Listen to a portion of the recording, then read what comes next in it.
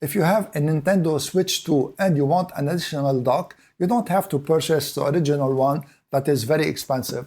You can get an aftermarket one like this S3 Max, and in this video we're gonna open it up and we'll be also testing its performance. I'm gonna show you what is different from this dock as opposed to the original dock of the Nintendo Switch, and also I'll be comparing their specifications.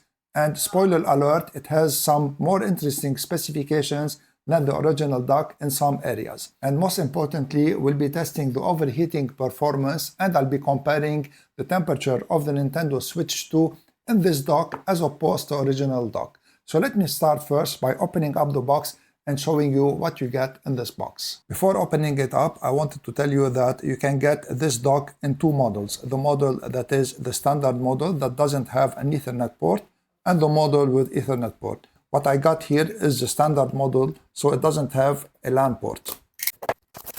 It is well packaged and it is light.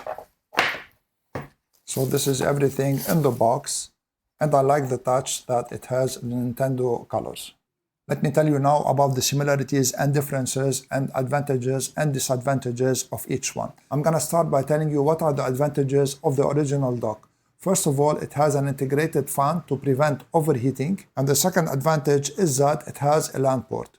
Now for the advantages of the S3 Max dock over the original one, it has on the back here a switch that will allow you to switch between the TV and the console, and because it is small, you can see the console, so you can play also with the console like this if you remove the Joy-Cons. The second advantage is that its HDMI output is up to 4K 120 Hz instead of 4K 60 Hz only for the original one, and also it has USB 3.0 port on the back here on top of the USB 2.0 port, whereas the original one has only two USB 2.0 ports that are here. And the last advantage, and I'm talking here also about the specifications of this dock, is that it can support an input power up to 100 watts, whereas the original dock can support an input power only of up to 60 watts.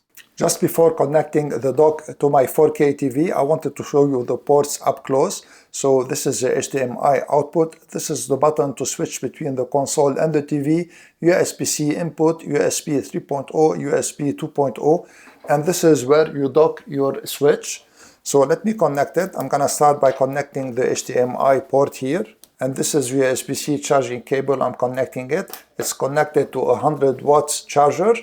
And to dock the switch here, simply slide it gently and push it in gently. Do not force it, it will slide simply in. So now let's start the tests.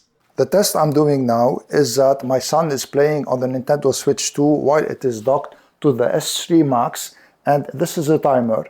And we're gonna test the temperature first of the Switch 2 at the start, and then we're gonna test the temperature after 30 minutes, and we're gonna do the same with the original Switch 2 dock. So let's take the temperature of the Switch now, and notice that the temperature is 32 degrees Celsius. I wanted to show you a couple of things. The first thing is that the Switch is connected as 4K 60 Hz on my TV, and this is not the limitation of the dock nor the Switch. It is because the TV can only support 4K at 60 Hz. And the second thing I wanted to show you is how the switching button works. I'm gonna press the button and see how the image will switch from the TV to the console seamlessly while the docking is still connected to the TV. So now I'm gonna switch it back to the TV, and it takes like a couple of seconds to switch back to the TV. Let's take the temperature now of the Switch 2 and the S3 Max dock after 30 minutes of playing. And as you notice, the temperature is 38 degrees Celsius only, which is a very good score. Now let's go to the second test, which is testing the temperature of the Switch 2 and the original dock. Guys, look at this. Nintendo Switch 2 is plugged into HDMI 3 ARC. With the S3 Max, it didn't appear. And notice here also that it was recognized and the TV called it directly Nintendo Switch 2.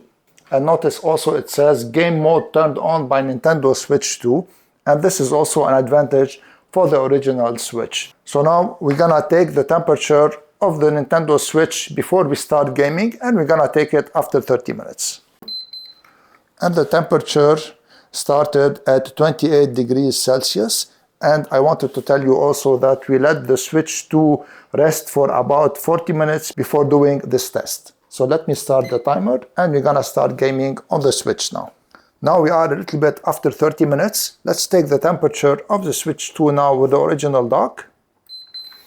And notice that the temperature is 36 degrees, so it didn't heat up too. The difference is only 2 degrees between the S3 Max that scored 38 degrees and between the original Switch 2 dock that scored 36 degrees. So as you saw in the test, the S3 Max dock performed very well. It was only behind the original Switch dock in two areas. The first area is that the temperature of the Switch 2 was 2 degrees higher than the original Switch dock.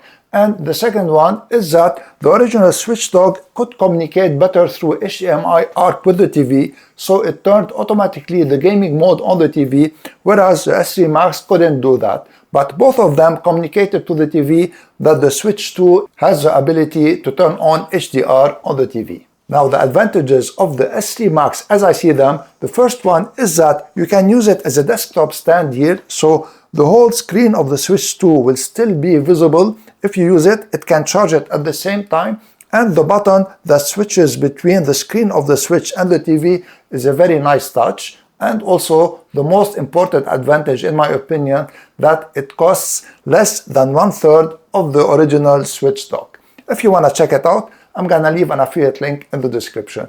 If you make a purchase using my link, I'll gain a small percentage at no cost to you, and this will support my channel. And if you like my video, please share it, subscribe to my channel, and give this video a thumbs up. I would really appreciate it.